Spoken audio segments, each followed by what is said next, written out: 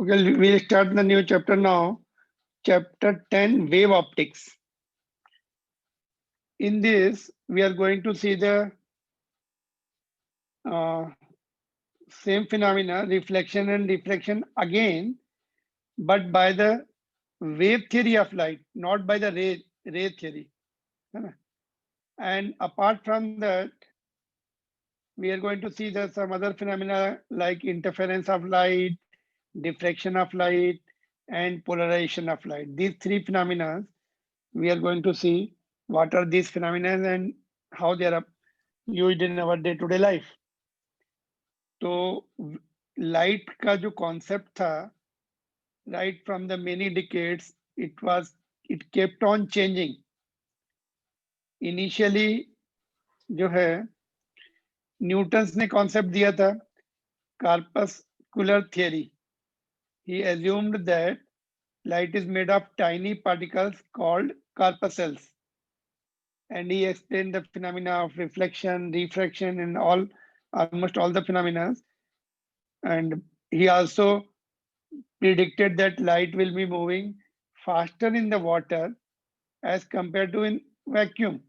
But later on, it was found uh, light slows down in the water and glasses. But his prediction was that it will be faster because water molecules will pull the light molecules towards them. Therefore, speed increases. And also, this theory failed on the grounds that if source releases the tiny particles, so its mass should decrease, which is not happening. So during that time only, Huygens was the other scientist. He gave the wave theory of light. He assumed that light is wave and which is longitudinal wave.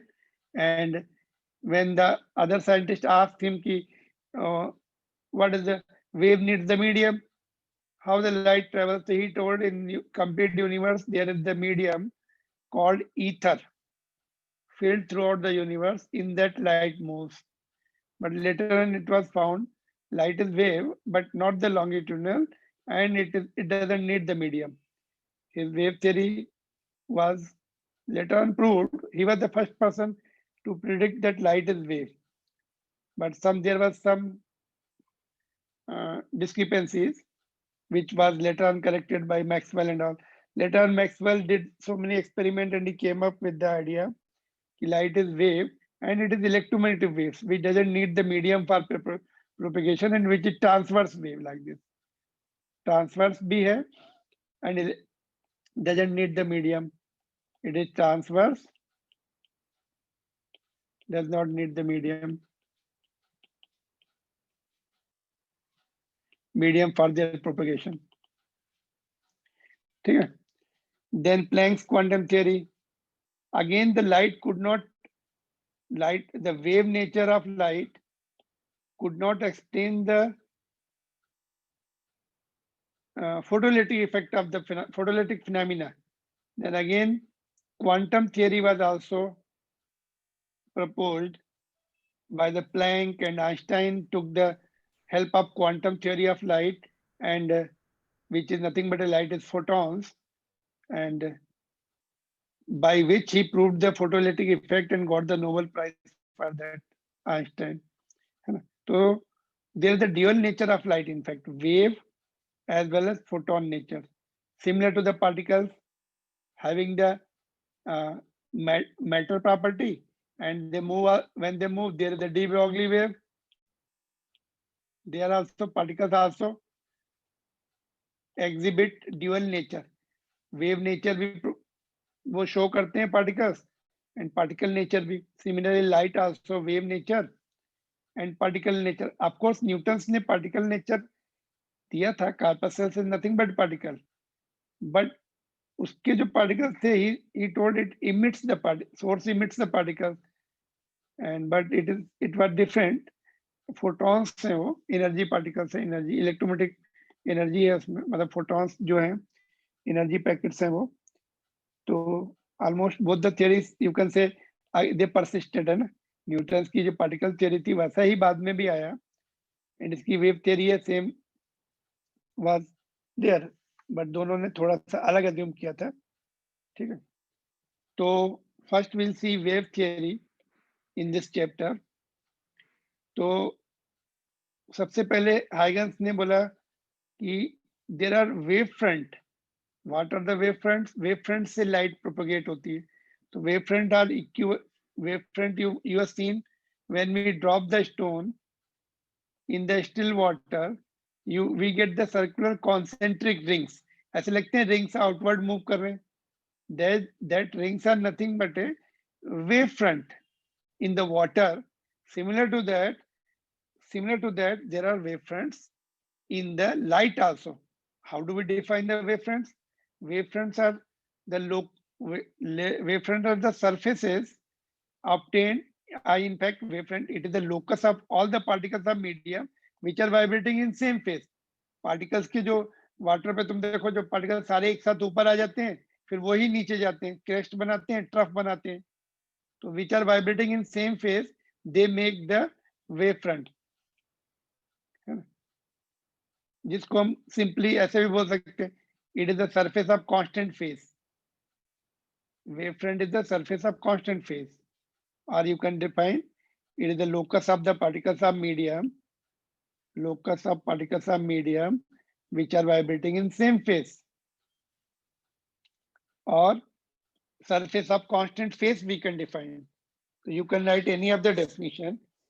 And how many types of wavefronts are there, we are going to see. Depending upon the type of the sources, we have three types of wavefront. अगर point source है, point source है, तो हमें spherical wavefront मिलता है. हमें suppose यहाँ पे लाइट सोर्स रख दिया या साउंड सोर्स रख दिया, वहां से वेव्स जाएंगी मीडियम में. After a certain time you make the sphere of certain radius, so we'll feel that all the particles are either vibrating outward or inward. Sound के टर्म्स में, साउंड के respect में, या लाइट के लिए भी बोल सकते हैं. सेम में लाइट के लिए भी रहेगा. डिस्टर्बेंस यहाँ पे पहुंच जाएगा R=C×T पर, एक साथ पहुंचेगा चारों तरफ पॉइंट सोर्स के लिए. तो will get the surface of constant phase. तो पॉइंट सोर्स से स्फेरिकल वेव फ्रंट बनता है. लीनियर सोर्स से वाइब्रेशन जो है रेडियली ऐसे जाएंगे, I mean they will be going in all the directions. Will get the cylindrical wave front, right, linear source से. How do we get the plane wave front? एक minute, I will show you. Plane wave, just minute, let me explain, then I will show you all together. Plane wave front कैसे मिलता है? Plane wave front parallel rays से मिलता है. Rays are the perpendicular drawn. Okay, raise में बाद में explain कर रहा हूँ. तो प्लेन वेव फ्रंट कैसे मिलता है? Plane wave front is nothing but a very huge spherical wave front, part of the very huge spherical wave front और सिलेंड्रिकल वेव फ्रंट. इसका बहुत बड़ा वेव फ्रंट है, इसको छोटा सा पार्ट कट करो, it will look like plane. बहुत बड़ा सिलेंड्रिकल वेव फ्रंट है, उसका छोटा सा पार्ट कट करके देखो, it will look like a plane wavefront. Wavefront obtained on the earth due to sun is the plane wavefront. It is obtained when source is far away. For example, wavefront on the earth due to sun. In fact, plane wavefront is the part of the very huge spherical or cylindrical wavefront. यहाँ पे suppose सन है, इधर अर्थ है, तो बहुत बड़ा wavefront बनेगा. 1 AU का, 1 astronomical unit is the distance between sun and earth. यहाँ पे छोटा सा पार्ट लेंगे उसका स्फेरिकल वेवफ्रंट का, it will look like a plane wavefront. जब सोर्स बहुत दूर होता है तब हमें प्लेन वेवफ्रंट मिलता है. It is part of the spherical और सिलिंड्रिकल वेवफ्रंट. ठीक है. तो तीन टाइप के वेवफ्रंट्स होते हैं, which are what is called spherical, cylindrical or plane wavefront, depending upon the source and how far it is away. ठीक है. तो शॉर्ट नोट आ सकता है plane wave I mean wave front के ऊपर। वेव फ्रंट की डेफिनेशन लिखो, types of wave front and how they are obtained.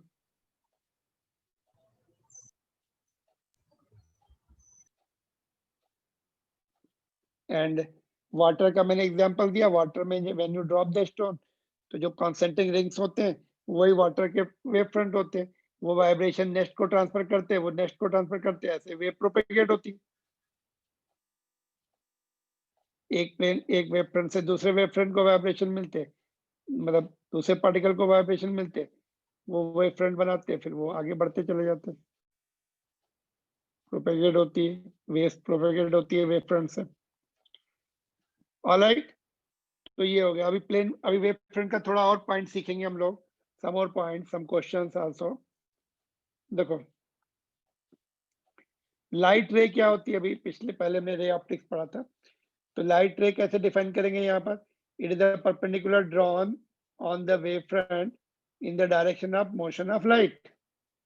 इस पे जो ये लाइट रेज है,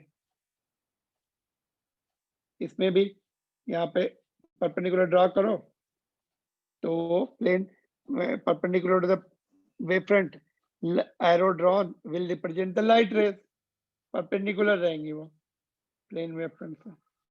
wave speed with the speed with which wave front moves in the medium, wave front की जो स्पीड होती है वही वेव स्पीड होती है, कितना फास्ट वेव फ्रंट ट्रांसमिट हो रहा है आगे आगे आगे। ठीक है,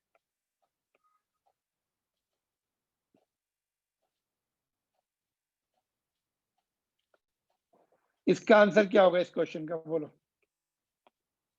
what is the phase difference between any two points on given wave front. Wave front को हम शॉर्ट में लिख रहे हैं WF, we are writing in short wave front WF, not WWF।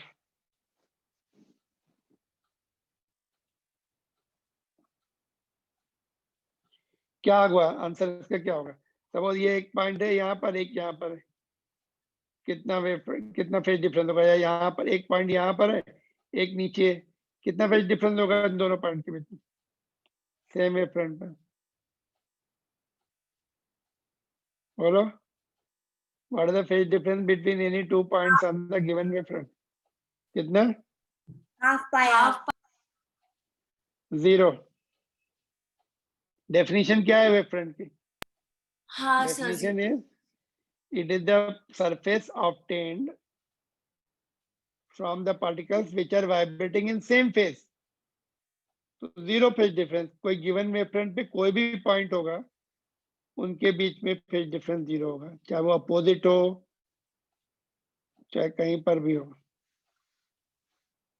either they will be going outward, suppose vibrate हो रहा है ना, I gave you the example of water wave front है ना, पार्टिकल एक साथ ऊपर आते हैं एक साथ नीचे आते हैं वो, है ना, तो नो फेज डिफरेंस। ठीक है, मेरा क्वेश्चन ये है अभी, कैन वी ऑब्टेन, अभी हमने पढ़ा एक 2 मिनट पहले कि प्लेन वेव फ्रंट कैसे ऑब्टेन होता है, बोलो। How do we obtain the plane wave front?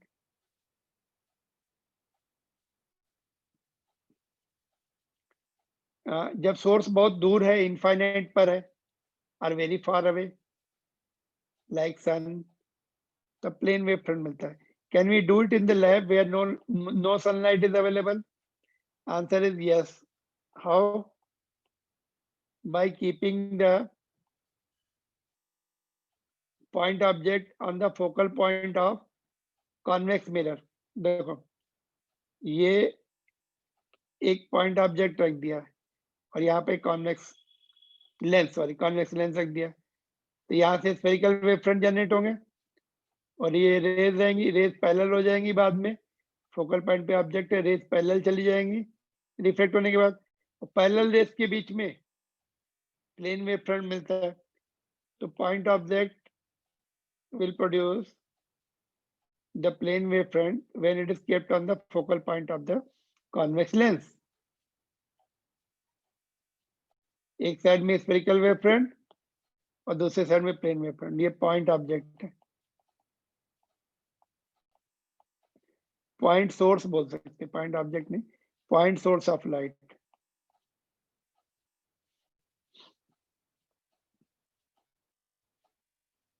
Got it? I think ये क्वेश्चन भी टेक्स्ट बुक का ही क्वेश्चन है। देखो यहाँ पे देखते हैं कौन सा क्वेश्चन है टेक्स्ट बुक का इसके बारे में। What is the shape of the wavefront in each of the following cases?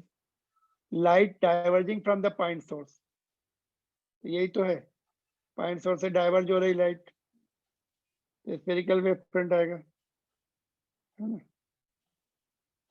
Light emerging out of the convex lens when the point source is at its focal point, focus पर है। तो ये plane wavefront same जो भी discuss किया वही question है। Question number 2, the portion of the wavefront of light from the distant star intercepted on the intercepted by the earth, इसका आंसर क्या होगा?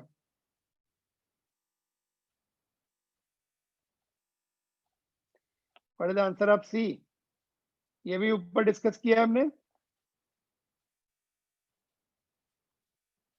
अभी तो डिस्कस किया। Wave front due to sun at earth, वही तो है ये प्लेन प्लेन वेव फ्रंट।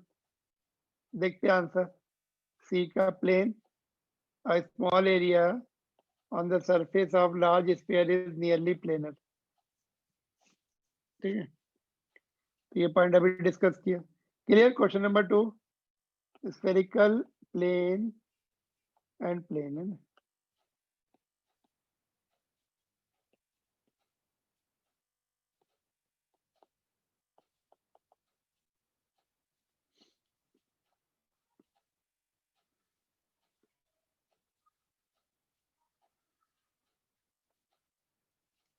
देखो ये कुछ और पॉइंट है प्लेन वेवफ्रंट से related, let's see what are those points. देखो, refraction of plane wavefront by a thin prism and by a convex lens. देखो ये प्लेन वेवफ्रंट आया, ये रेज हो गई, ये प्रिज्म से क्रॉस होगा, क्या होगा? ये वाला पॉइंट जो है ये थोड़ी देर ही डेंसर मीडियम में रहेगा, थोड़ा डिस्टेंस के लिए। नीचे वाला पॉइंट लार्जर टाइम के लिए डेंसर मीडियम में रहेगा, क्रॉस होने में उसका टाइम लगेगा, तो ये स्लो डाउन हो जाएगा। तो ये यहाँ पर पहुंचेगा, बीच वाला यहाँ पर पहुंचेगा, ये सबसे आगे पहुंच जाएगा। इनको ज्वाइन करो तो ये बेंड हो जाएगा, थोड़ा इंक्लाइंड हो जाएगा। Plane wave front will incline like this. यहाँ पे सपोज तुम्हें ऐसे ब्लैंक दिखा दे, बोले फिल इन द ब्लैंक, यहाँ पे क्या होगा? तो यू राइट प्रिज्म और थिन प्रिज्म लिख सकते हैं, थिक प्रिज्म। जितना ज्यादा बेंड हो रहा है तो ज्यादा थिक होगा, कम बेंड हो रहा है तो थिन प्रिज्म होगा, but answer will be prism. इससे क्या होगा? देखो कॉन्वेक्स लेंस से क्या होगा? बीच वाला जो है पॉइंट ज्यादा देर डेंसर मीडियम में रहेगा, वो पीछे छूट जाएगा, सेम टाइम में ये आगे निकल जाएगा, बिकॉज कम थिकनेस क्रॉस करनी पड़ रही है। तो ये ऐसा हो जाएगा, जैसे ये सरफेस है ना वैसा टाइप दिखेगा ये। इन्होंने ज्यादा बेंड कर दिया, but it will be like this, थोड़ा कम बेंड होगा।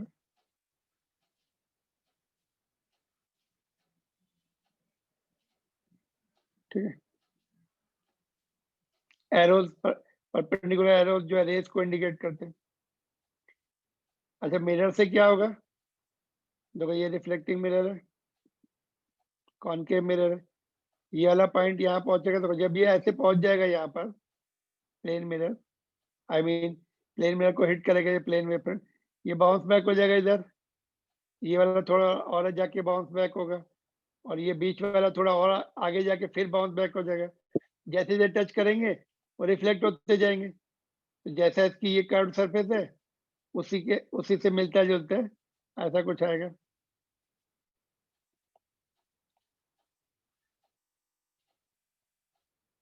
समझा कि नहीं? ये जैसे यहाँ पे पहुंच गया सपोज, ये रिफ्लेक्ट होना शुरू हो जाएगा, अभी ये वाले आगे जाके रिफ्लेक्ट होंगे, है ना, तो थोड़ा ऐसा शेप हो जाएगा, जो पहले रिफ्लेक्ट हो गया वो आगे आ जाएगा लेफ्ट साइड में। कॉन्वेक्स लेंस में कैसा आएगा बोलो? कॉन्वेक्स लेंस में कैसा होगा?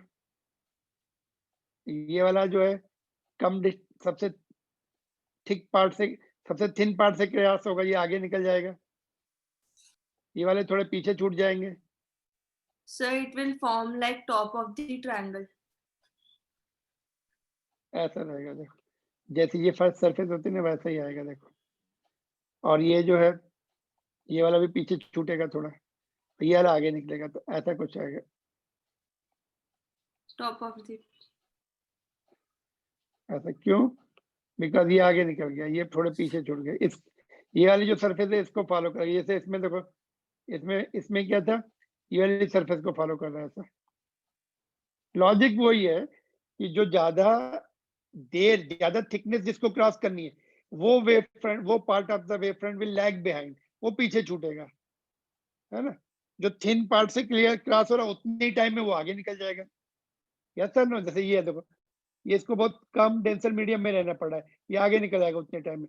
इसको ज्यादा रहना पड़ा है, ये पीछे छूटेगा सेम टाइम में, क्योंकि एक साथ ये एक साथ है तो इधर भी एक साथ ही रहेंगे, है ना।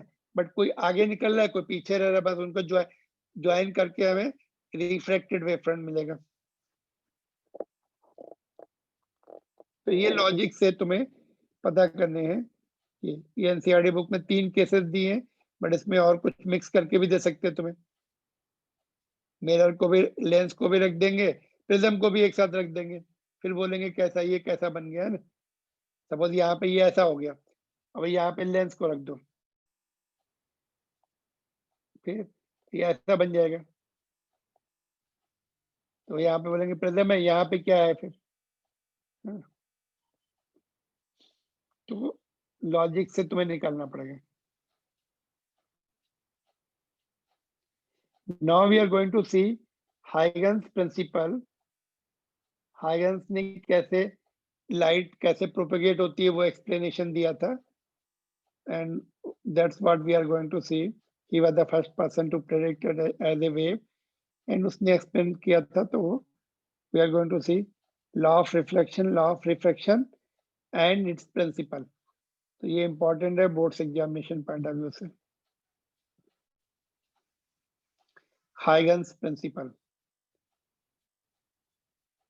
तो उसने बोला अगर at t is equal to 0 पे हमें अगर पता है कि कैसा वेव फ्रंट है, प्लेन है कि स्फेरिकल है, तो after time t is equal to tau पर नेक्स्ट टाइम पर हम उसका लोकेशन निकाल सकते हैं और उसका शेप भी निकाल सकते हैं कि नेक्स्ट टाइम पर कैसा वेव फ्रंट होगा। If we know the shape of the wavefront at t is equal to 0 initially, then Huygens principle allows us to determine the shape of wavefront after time t is equal to tau. Not only shape and कहाँ पे location होगा वो भी देख सकते हैं medium में।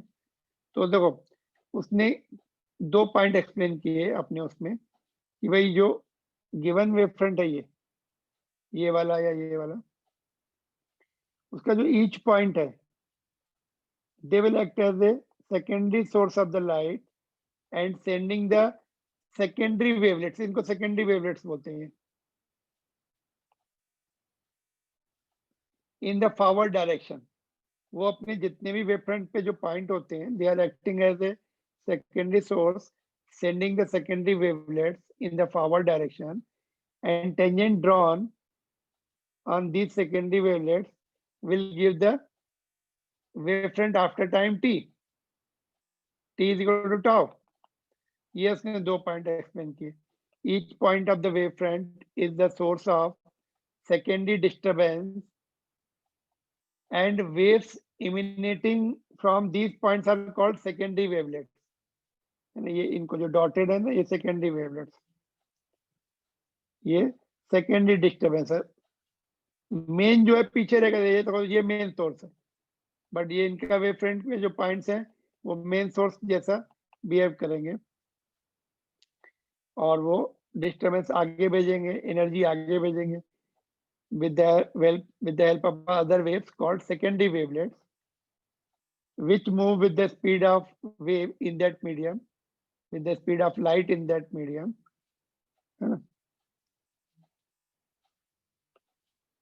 If we draw the common tangent to these wavelets, we obtain the new position of wavefront at later time common tangent है, देखो ये सभी वेवलेट्स के ऊपर कॉमन टेंजेंट है, यहाँ पर भी देखो, तो प्लेन वेव फ्रंट से प्लेन वेव फ्रंट मिलेगा और स्फेरिकल से स्फेरिकल मिलेगा। तो that's how he explain the 2 points, and इससे फिर उसने लॉ ऑफ रिफ्लेक्शन एक्सप्लेन किया।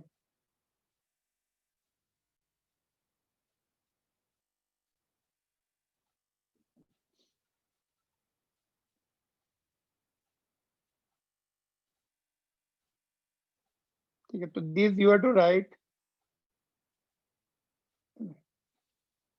Diagram, you can make anyone depending upon the question. अगर 3 मार्क्स का टोटल क्वेश्चन ही है, ये भी प्रूव करना है, then you can just write the statement. Diagram तो इधर रहेगा, ये वाला रहेगा फिर, है ना।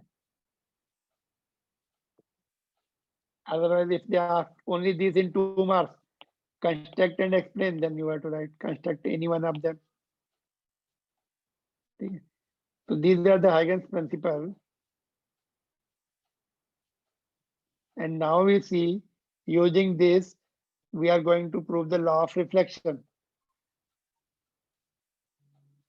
Important है, law of reflection derivation आता है इसका boards में. So we'll see how I is equal to R he proved.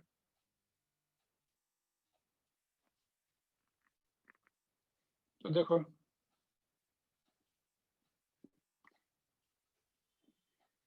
यहाँ पे बैकवर्ड भी दिखा है, बैकवर्ड में एनर्जी नहीं आती है।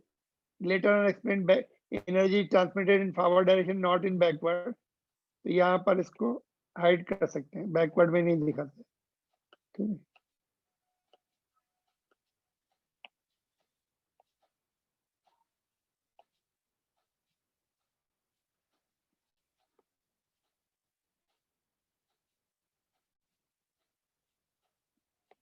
Okay.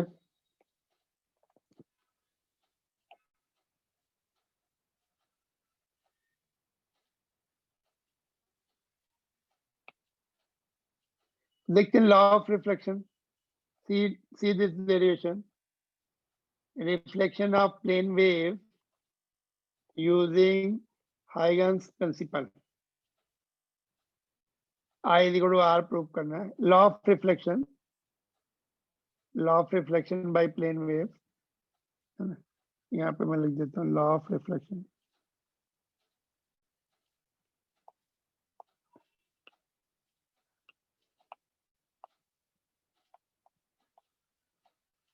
Law of reflection of plane waves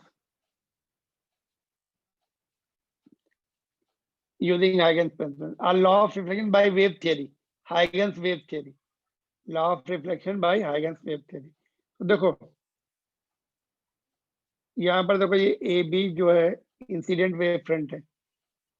this is the incident plane wave front, and n is the reflecting surface, I the angle of incidence। देखो, plane surface, plane wave front का angle of incidence यहाँ से लिया जाता है, plane से, जबकि race का नॉर्मल से लिया जाता है। तो यहाँ से देखो, अगर ये आई है और ये नॉर्मल है, तो ये 90 माइनस आई होगा, और इंसिडेंट रे और प्लेन वेव फ्रंट आपस में नॉर्मल होते हैं, I mean rays and wave front. तो ये आई हो जाएगा। जैसे अगर ये आई है तो ये 90 माइनस आई होता है, 90 माइनस आई होता है ये वाला, तो ये आई होगा। तो प्लेन वेव फ्रंट का एंगल मिरर से, प्लेन से लिया जाता है, और रे के साथ वो आए ही रहता है, रे का नॉर्मल के साथ ही रहता है वो, जो हमने रे थ्योरी पढ़ी थी ना, it remain same, but wave front का इसके साथ आता है, और रिफ्लेक्टेड का भी वैसे ही रहेगा लॉजिक, प्लेन मिरर के साथ। इधर से अगर हम देखेंगे ना, तो ये भी आ जाएगा रे के साथ, तो we don't have to worry about that. तो I is the angle with the reflecting surface mn, इसके साथ है।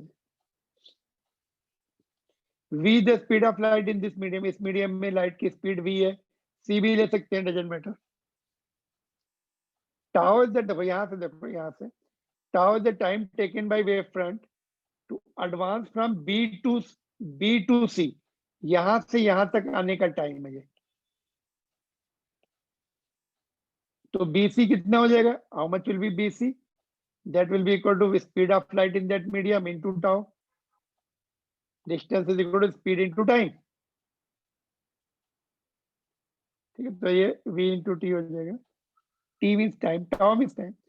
तो अभी करना क्या है, to construct the reflected wave front. अभी हमें यहाँ पे रिफ्लेक्टेड वेव फ्रंट बनाना है.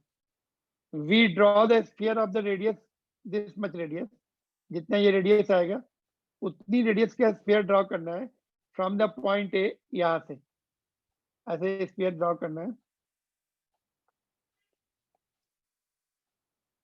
ठीक है.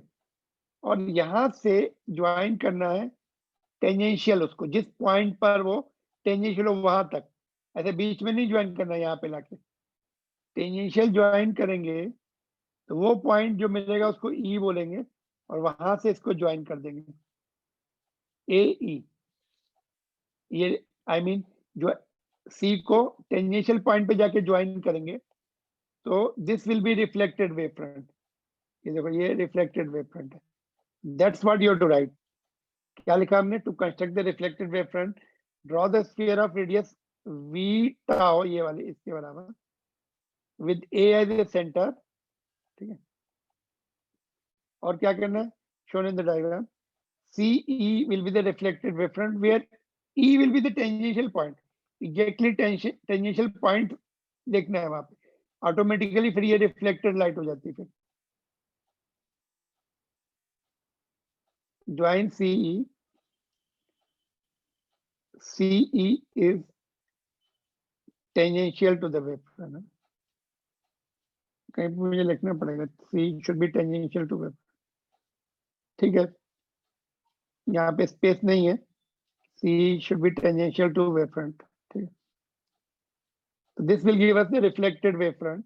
R will be the angle of reflection, ये वाला. Now how to prove I is equal to R? ये प्रूव करना. तो ये दो, if you see these two triangles, just let me explain you first, then we'll see what is later.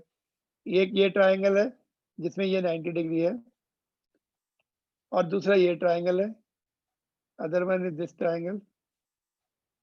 दो triangle दिख रहे हैं, इसमें ये 90 ये 90. ये वाली तो कॉमन सरफेस है दोनों में. और ये वाली distance BC is equal to C, BC is equal to EA. ये वाली और ये वाली इक्वल है. देखो कंस्ट्रक्शन से 3 पॉइंट बड़ा इक्वल हो गए. ये वाला एंगल नीचे वाली साइड और लेफ्ट वाली साइड, ये राइट वाली साइड, 3 पॉइंट इक्वल हो गए.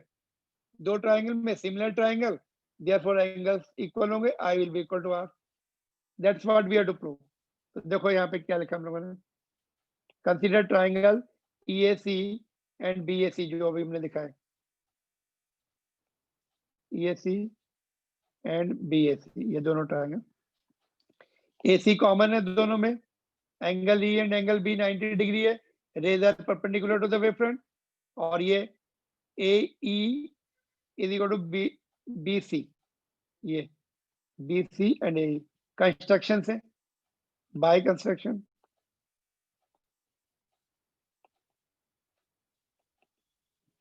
ठीक है, तो therefore I will be equal to R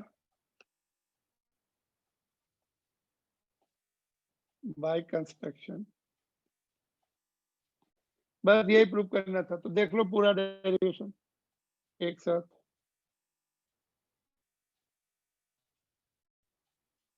ठीक है, ये बोर्ड्स एग्जामिनेशन में important derivation.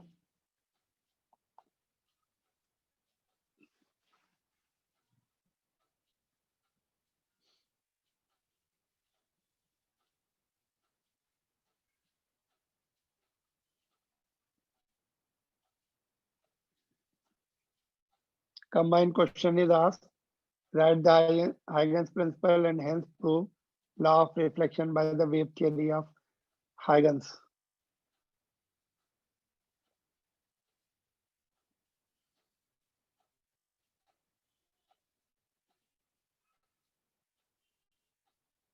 Shall I explain again quickly? ये इंसिडेंट वेव फ्रंट लिखना है पहले, ये रिफ्लेक्टिंग सरफेस लिखनी है, फिर ये इसमें बताना है कि B से C तक जो है डिस्टेंस कितना होगा, x into sorry v the speed of light in that medium, it will be v, और यहाँ से यहाँ तक टाइम टाउ लगाने में, तो speed into time is the distance bc। उतनी डिस्टेंस का, उतनी रेडियस का एक स्फीयर बनाओ और सी को टेंजेंशियल ज्वाइन करो, जहां पे वो एग्जैक्टली टेंजेंशियल आए और किसी पॉइंट पे नहीं, ठीक है। तो that will be the reflected wave front, और ये रिफ्लेक्टेड रे भी हो जाएगी इसका, है ना, ये ऐसे जाएगी, तो ये वाली साइड ये इसके बराबर हो जाएगी, और ये वाली जो कॉमन